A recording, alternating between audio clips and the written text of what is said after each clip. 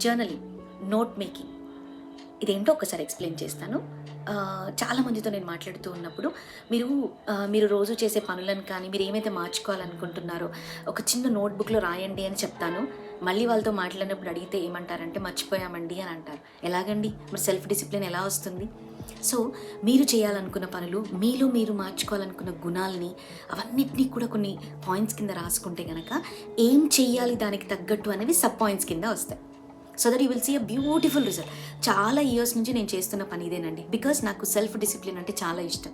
ఎదుటి వాళ్ళు మారాలి అనుకునే ముందు మనం ఎలా ఉన్నామో చూసుకుంటే ఆపోజిట్ పర్సన్స్ అందరూ కూడా మనకు అనుకూలంగానే ఉంటారు.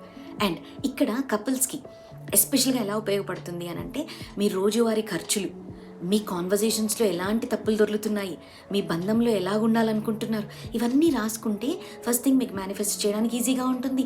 అండ్ మీరు డబ్బు ఖర్చు పెట్టినప్పుడు దీనికి ఎక్కువ ఖర్చు పెట్టాం కదా, నెక్స్ట్ టైం ఖర్చు పెట్టొద్దు అనే ఆలోచన వస్తుంది.